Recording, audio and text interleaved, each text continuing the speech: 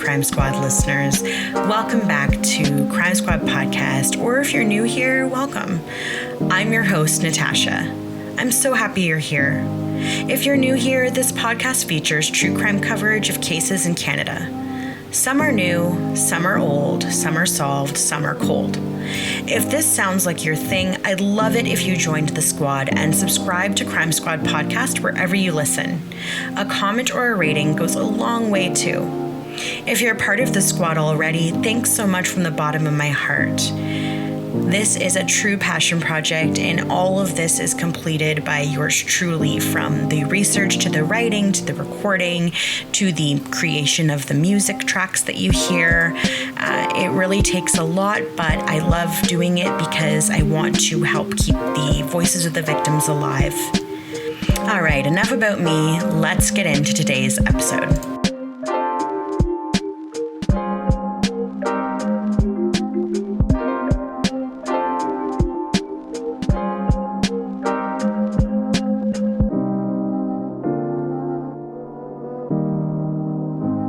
What makes a killer? Often they have the same sort of upbringing, usually centered around abuse of some kind.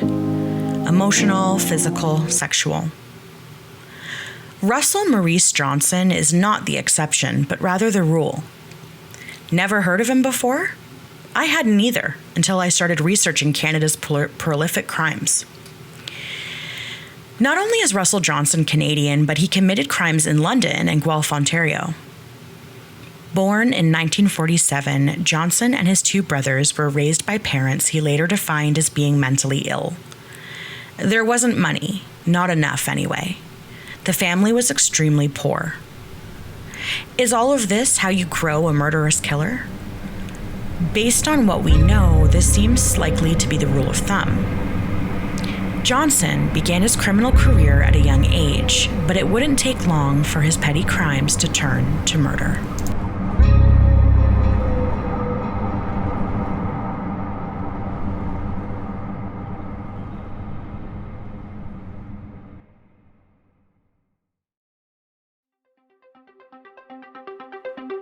London, Ontario. Little London, as I affectionately call it. It's the city I was born and raised in, and instead of searching for greener pastures or heading out west like my cousin and brother, I chose to stay and raise my own family here. London is expanding at breakneck speed. I'm of the generation that remembers when driving to Wally World, a since-defunct water park, felt like it took an eternity. There was nothing but trees and grass as far as the eye could see, and then finally, in the distance, the towering slide could be seen, and you knew you were close. Wally World is long gone and has been for a few decades. The area where it once stood is home to a few box malls, lots of housing, and a large recreation center. There are areas of this city I don't even recognize anymore, but I suppose that's progress. In reality, there's a history to this city that I am just learning about over the last several years, and the more I look into Little London, the more I seem to find out about its seedy underbelly and criminal history. Vanessa Brown and Mike Arntfield, a local author and a professor at the university and former cop, respectively, both wrote books about London's horrific climate in the 60s through the 80s, a time when London was known as the serial killer capital of Canada. No, not Toronto, not Ottawa. Little London got the gold ribbon in that category, and that's because we had the highest number of murders committed by multiple perpetrators over 2 decades per capita. Most recently, local London author Barb Dorrington had a book published called The Trauma Monster, which is a compelling review of how trauma impacts not just victims, but also entire communities, and focuses on the London cases and members of the community who are impacted even decades later by the trauma. This podcast episode of Crime Squad Podcast will explore the case of multiple women who were assaulted and murdered at the hands of one person. And this person got away with it not once, but 4 separate times. He had a way of committing murder that was ruled as death by natural causes, and this meant he continued unchecked. Mary Catherine Hicks was born in 1952 to Mother Joan and Father Stephen. The family consisted of Joan, Stephen, and Mary's sisters, Elizabeth, Susan, and Laura. The family settled in Toronto, Ontario. Mary Catherine was a go-getter. She was a smart girl who had goals, and she worked hard to make those goals a reality. By the age of 18, she was working as a summer intern for a local newspaper, the Scarborough Mirror. As the summer drew to a close, her colleagues at the paper knew she was on to bigger and better things, and they published an opinion piece about Mary. Clearly, she was very well liked. The article painted a picture of Mary as a person with high hopes for a bright future. Mary had her heart set on graduating high school early, and she did just that. Instead of taking year 13, she instead took a qualifying year at Carleton University, which combined courses from the grade 13 curriculum and combined them with 2 first-year university courses. Mary chose anthropology and history for her university-level classes and completed that year ready to enter university. In 1971, she was accepted into the University of Western Ontario in London, also known as UWO, and planned to major in languages, eventually hoping to become a French teacher. Mary was a lot of things: a sister, a daughter, and a hardworking woman. She loved sewing her own clothes. She loved her family. And in 1971, she left the family home in Scarborough and moved to London, where she was enrolled for a fall start at UWO. Her sister, Elizabeth, was also studying at UWO to obtain a degree in English. Mary enjoyed her studies. She made friends. She went home to visit when she could. October 19th, 1973. Mary Catherine Hicks would go to sleep at home in her bed just like any other day. But what she didn't know, and would never know, was that she had been being watched by a stranger who knew her every move. He'd stalked her for days. When Mary Catherine Hicks went to sleep on October 19th, 1973, she would never see the light of day again. Mary Catherine Hicks would die at the tender age of just 20. She was going to turn 21 later in the year.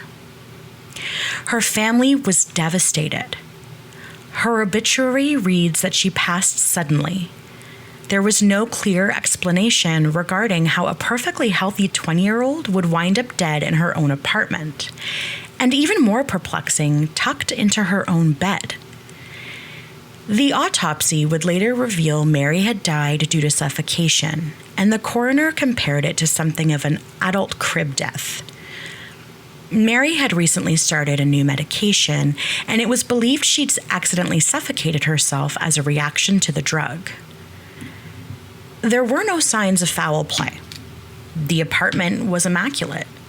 There were no signs of forced entry or violence. The family moved on with their lives as best they could, but grief would always be lingering in the shadows. It's not easy to lose a loved one at such a young age, especially when the death is so sudden and unexpected.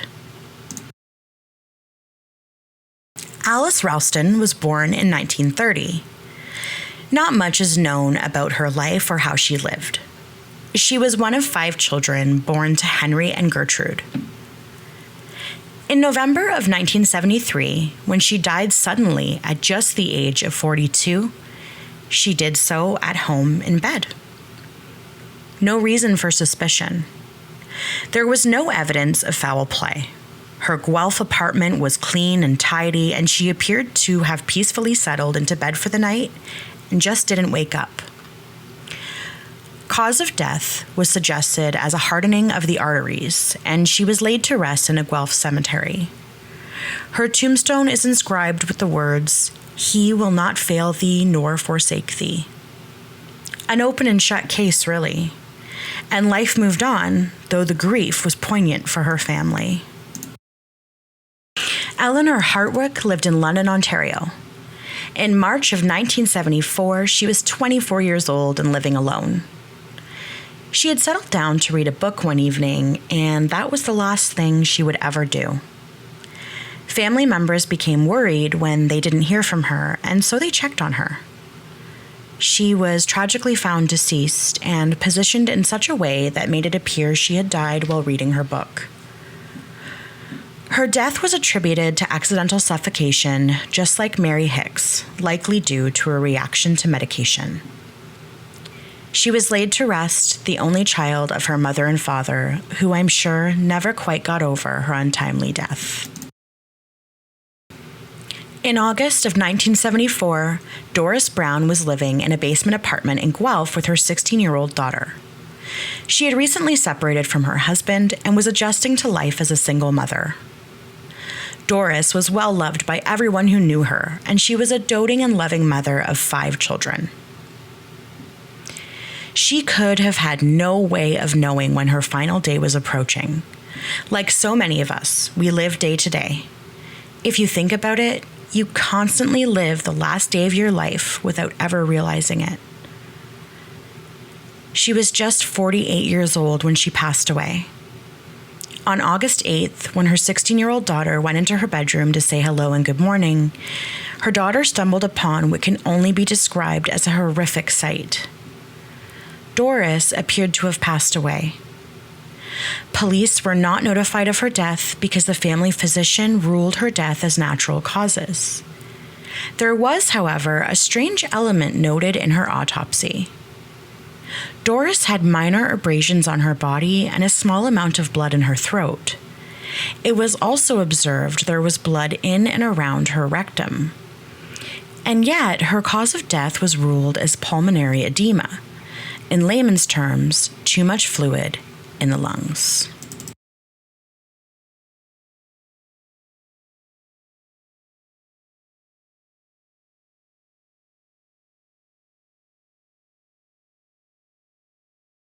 Death occurs every day, multiple times a day, for various reasons. The most difficult tend to be the deaths of infants or children. We struggle to reason with the why behind these tragic deaths. Children represent pure innocence and should never be made to suffer. Some are terminally ill or battling long-standing illnesses. Old or young, these deaths are somewhat expected and sometimes even come as a relief that they're suffering no more. I'm not minimizing or making light of death by illness or disease because it's still very tragic and terrible to lose someone we love. I just want to be clear on that. When death is unexpected, it hits differently. It makes you think. The key message we should walk away with is to enjoy life day by day, because you just never know. Now, all of that to say, death is a natural thing that happens, and it is part of our life cycle. What, though, of unnatural deaths? The deaths where someone decides it's your time to go. The deaths where people are targeted and murdered. Stranger homicides are less likely to occur than homicides by people known to us, but they do still happen. Tragically, Diane Beats would suffer exactly this kind of horrific end. In 1974, Diane was a 23-year-old female, and her life was beginning to take off at warp speed. She was living in an apartment on Drew Street in Guelph and working at McLean Hunter Cable Television. She worked hard in 1974 and was going to be recognized for her efforts on January 2nd, 1975, with a promotion to sales manager.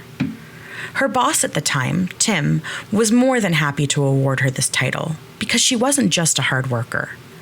She was a mentor to the other female employees in her age range, like a big sister to them, in Tim's opinion. She was kind to everyone and was very pleasant to work with. The night of December 31st, 1974 was going to be a good one. Diane and her boyfriend turned fiancé, Jim Britton, were going to ring in the new year at a friend's party. When Jim finished his shift that evening, he stopped by Diane's apartment to see how she was coming along. When he arrived, though, something didn't seem right. The apartment was quiet, not at all like Diane. He knew she was going to be doing some tasks around the apartment that day, including doing laundry, so he assumed for a moment that maybe she was in the laundry room. He called her name, and his voice seemed to echo off the walls. "Diane?" Now more of a question than a statement, with some trepidation in his voice. Perhaps the energy in the room had shifted, and subconsciously he picked up on it. As he made his way from the front door into her apartment, he noticed some furniture had been tipped over. Trying to process why that might be, he continued towards Diane's bedroom. And that's when he would see the frailty of human life. He hadn't even got the chance to say the vows till death do us part, and yet his love was no longer of the earthly realm. Diane was naked and laying in her bed, but she wasn't asleep. Her body appeared to have been bruised and battered. Her hands were tied tightly behind her back with her own pantyhose. So tightly, in fact, that Dr. John Hilsden Smith, Ontario's Director of Forensic Pathology, testified that he had never seen hands tied as tightly as Diane's. The final insult was that her own bra had been wrapped around her neck and knotted, used to strangle the life out of her. Jim frantically called the police, and the investigation would begin. An autopsy revealed her death was due to strangulation, and she likely died around 2 p.m. on December 31st, 1974. Jim was ruled out as a suspect, which meant police could focus on who else might be the perpetrator. The problem was the apartment showed no signs of forced entry, which led investigators to believe she knew her attacker. Who in Diane's circle would want to harm her? Why Diane? It seemed unjust. A woman on the very precipice of change, engaged only days before her tragic end, with a job promotion happening immediately in the new year. The news of Diane's death went out in local newspapers. By January 11th, police provided an update regarding what they'd been doing so far. A man who had read an article about Diane, accompanied by a photograph of her, suddenly remembered something and contacted police. He had interacted with her just a day or two before her death. According to him, he worked as a flower delivery man in Guelph, and an order had come in for a bouquet where the purchaser requested delivery. The man was assigned this particular delivery, and he recalled taking the flowers to Diane at her apartment. He told police he handed her the flowers, which is why his picture stuck out to him. Is it possible the killer sent Diane flowers prior to her murder? While an intriguing clue, it was impossible to trace this or confirm the validity. Police did try, but the flower shop had no record of the supposed delivery, and the flowers were not located in Diane's apartment or the surrounding area. This was merely a recollection from a man who could have been mistaken or was possibly looking for 15 minutes of fame. At any rate, that clue was a dead end.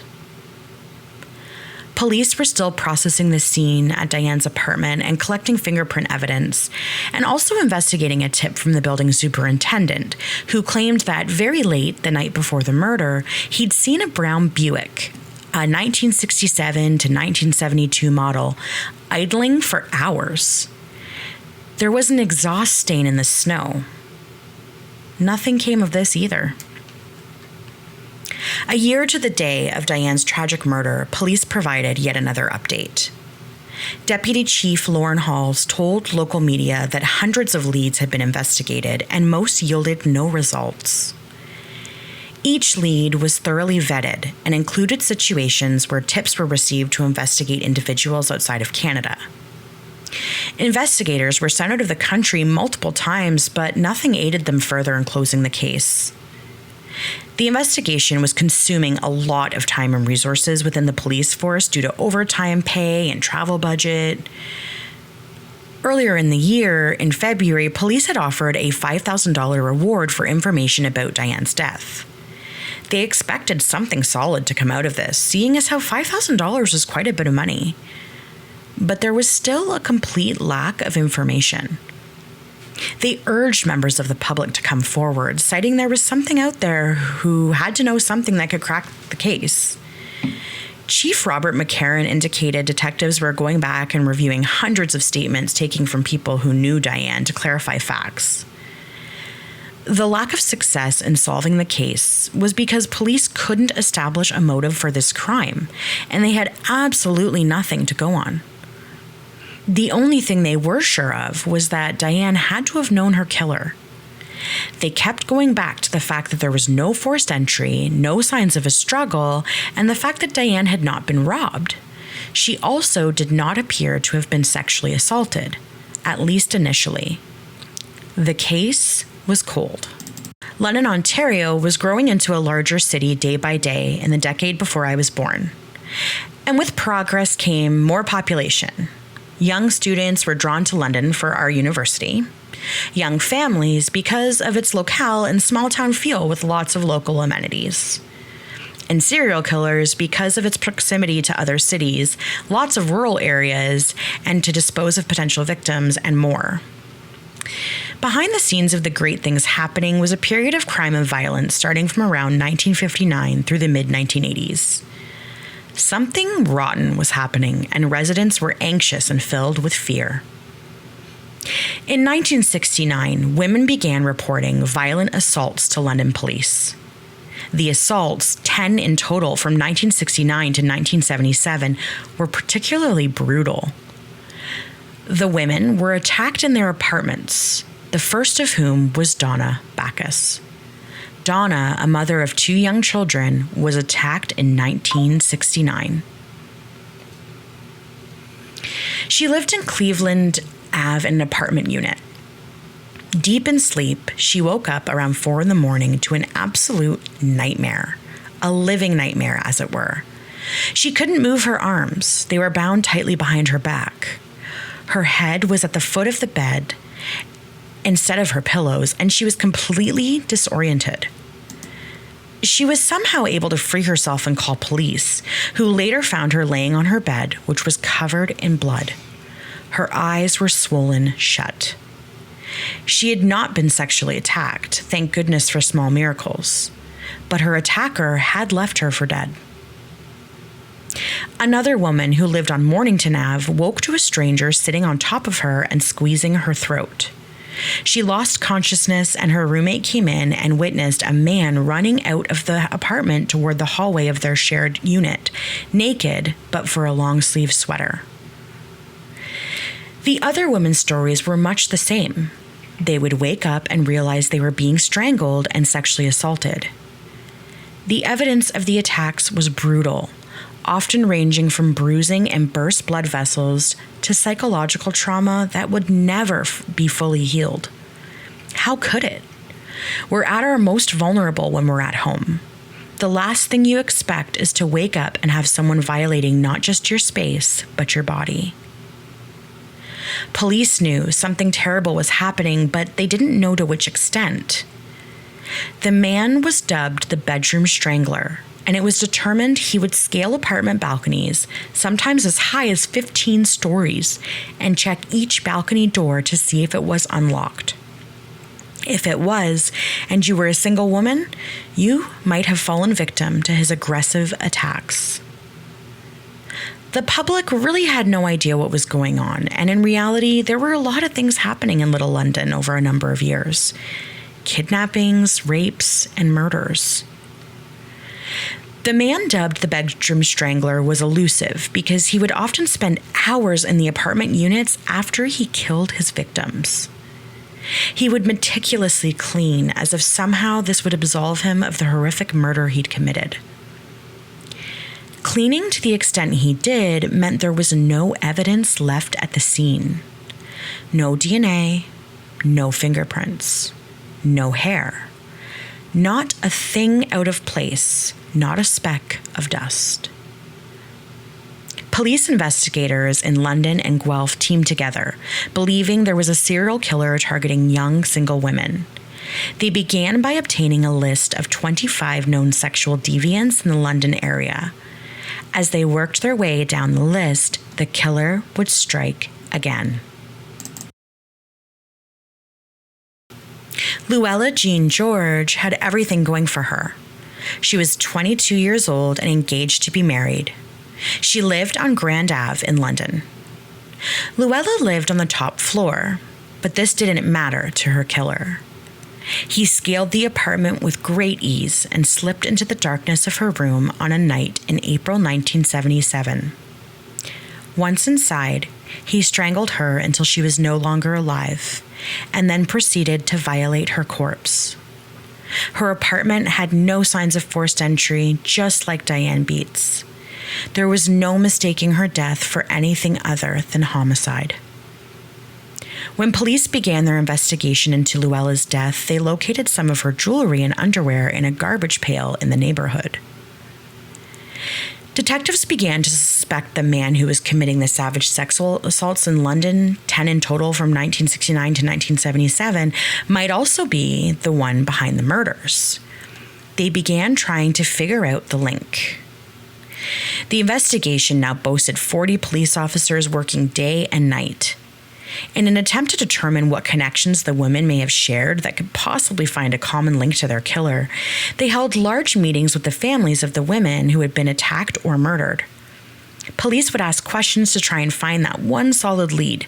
For instance, did any of the women shop at the same shopping center? Did they visit the library, do laundry at a laundromat, go for jogs or walks around a specific park?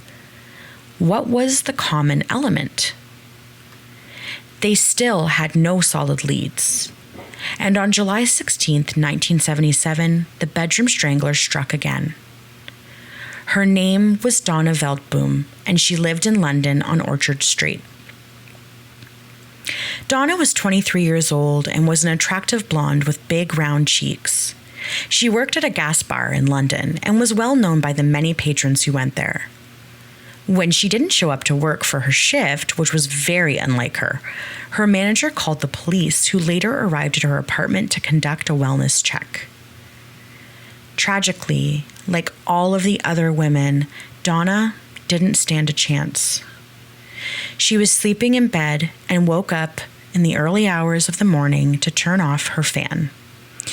In doing so, she stumbled upon her killer, who had been laying on the floor beside her bed. He then strangled her and sexually assaulted her. He bathed her and posed her back in her own bed. This time, though, something was different. Her killer used a knife and cut her chest. Police took this as a sign that things were escalating, and they needed to do something to find this guy before he struck again. The pressure was mounting, and the police had to say something. So they began suggesting to local media they were under the belief there was a serial killer targeting women. They admitted publicly that Luella George and Donna Veldboom's tragic ends were very closely mirrored. The news began trickling out that police also believed the series of sexual assaults in London, in addition to the two blonde 23-year-old women murdered just months apart, might actually be linked. As I mentioned earlier, investigators were working off a list of 25 sexual deviants and attempting to make links to any of the men on that list and the victims. When Donna was murdered, they checked the tenant list of the building she lived in on Orchard Street. And bam, a clue. There was a name that appeared on both lists. That name was Russell Maurice Johnson, and he lived in a basement apartment in the same building as Donna Veldboom. Wouldn't you know it, when testing this theory that Johnson could be involved, police checked his name against other apartment records and found that the same man had lived in the same Grand Ave apartment building as Luella George. Not just that, but the garbage can where Luella's jewelry and underwear was found? Yeah, that was dumped in a can that was in between Johnson's current residence and Luella's apartment, and happened to coincide with the direct route Johnson would have taken home after murdering Luella. Now, this was circumstantial evidence at best, certainly not enough to warrant an arrest or charges. What police didn't want, though, was for Johnson to strike again while they tried to build their case. To prevent this, they started surveillance on him 24 hours a day. While investigators watched him, other investigators began digging into his past. Nothing could have prepared them for the monster hiding in plain sight. Johnson's life was filled with darkness at best.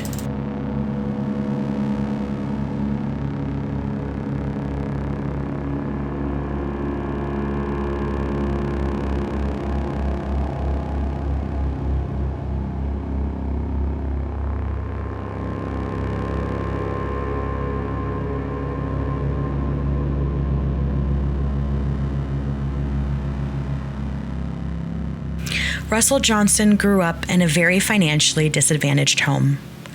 The term dirt poor is accurate in describing how the family lived. Along with the constant struggle just to get through every day with food in their bellies, Russell and his two brothers were subjected to abuse by two mentally ill parents.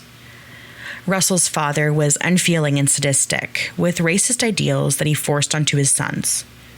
For instance, he would not allow his children to celebrate Christmas because he believed the stores were owned by Jews who wanted to promote consumerism to drain the pockets of good Christians. The family was deeply religious, attending church daily and going to confession at least once per week. Russell Johnson had been sexually assaulted from a young age and was picked up by police at just the age of 13 for stealing the panties of girls in his neighborhood. This was the beginning of a long line of offenses related to sexual deviancy. Johnson had been married once and had one child. He and his wife later divorced. He had originally lived in Guelph but moved to London, Ontario, where he got a job at an automotive plant in nearby Talbotville. He ended up developing a relationship with a woman named Barb and seemingly lived a pretty normal life. He loved working out at the gym and boasted a very fit physique. He focused mainly on weightlifting and had the muscles to show for it.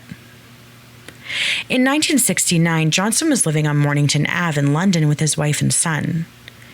He had sexually assaulted a woman who lived in the same building and decided to admit himself into the London Psychiatric Hospital.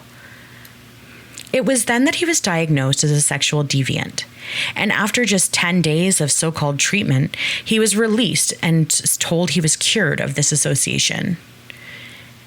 He put himself in the psychiatric hospital twice more over the years as an outpatient, and at least one note on his file indicated he might actually sexually assault a woman. Despite this, he continued to live life like any other normal individual on the street. But inside, feelings were brewing. He felt lonely. He felt restless. Police decided they had enough evidence to at least bring him in for questioning because as they began to pore over the case files and cross-reference them with Johnson's whereabouts, there was a lot of crossover. Enough so that it seemed like he actually could be linked to the murders.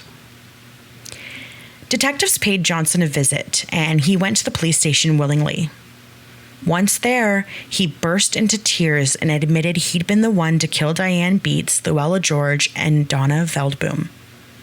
He also admitted he'd killed Mary Hicks, Alice Ralston, Eleanor Hartwick, and Doris Brown. Based on the evidence he provided about the first 4 women he'd killed, police knew he was telling the truth. When asked why he did the things he did, Johnson explained that he would get a funny feeling. He described it as an uncontrollable feeling that pushed him to commit acts of rape and murder. He would get lonely. He claimed he couldn't help himself. When the feeling became too much to bear, he would start walking around the neighborhood and would often find himself climbing balconies. It was almost as though he was disconnected from his own body. Sometimes he'd scale up to 15 stories. He would try the locks on the doors, and if one was open, he'd check out the inhabitants. If he found a man and woman sleeping, he would leave them alone. He wanted police to know that he loved families and he loved children and he would never want to hurt anybody. And yet, if he was presented with a young woman, something would happen that would lead him to strangle them and often sexually assault them post-mortem. Afterward, he would sometimes spend as much as a few hours within the home, rearranging furniture, doing dishes, and otherwise meticulously cleaning the homes. When he was asked why he did this, he explained it was because he didn't want the victims to be mad at him. In the case of Donna, where he'd used a knife for the first time in any of his killings, he had tried to stick his hand in her wound with the intention of climbing into her body so he could be safe and warm.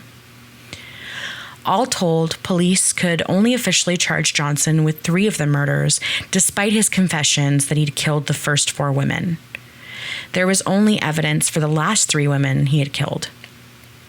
In the case of Diane Beets, Luella George, and Donna Veldboom, Johnson had committed acts of necrophilia after he'd killed them.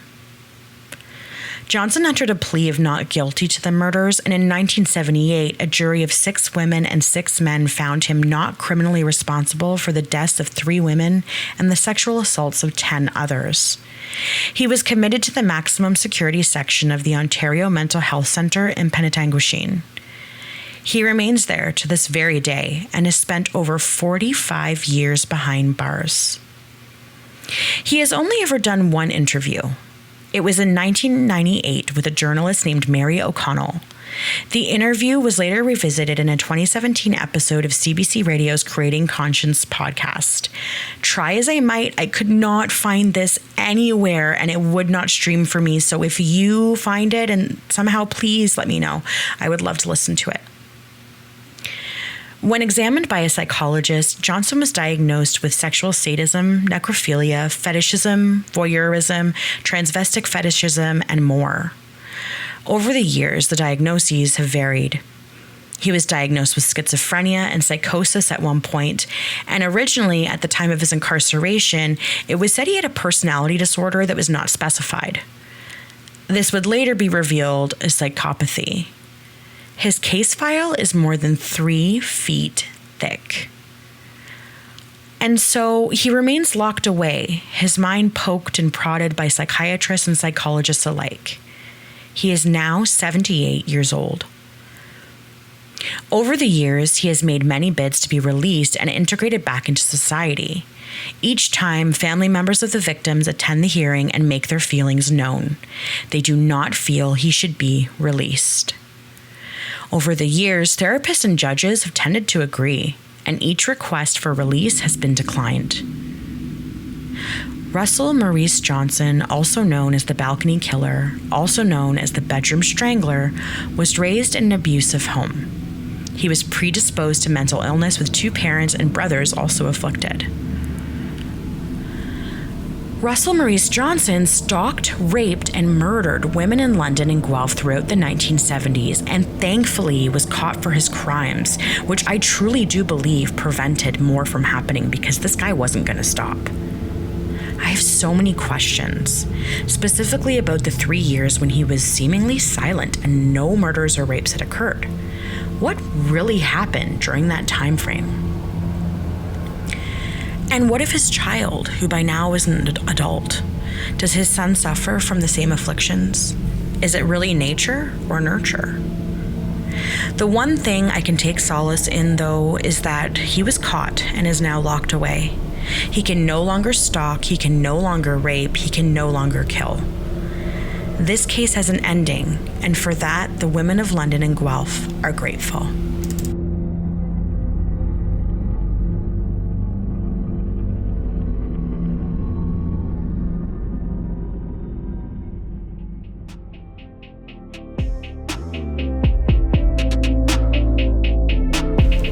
Okay, squad, that's all for this month's episode. I took the month of June off, but I'm back now in July, ready to bring you more true crime episodes. I hope you enjoyed my telling of this case. If so, a like, a comment, a subscribe, it would all do wonders. It really helps me to get these stories out there. I'm going to be releasing some videos to YouTube. These will be shorter podcast episodes, but I hope to be able to add some visuals to the episode. These will be launched in addition to my regularly scheduled monthly releases. If you have a story you want me to cover, please reach out. I'd love to hear from you. Thanks so much, squad. See you next time, and remember, stay safe and be kind to each other.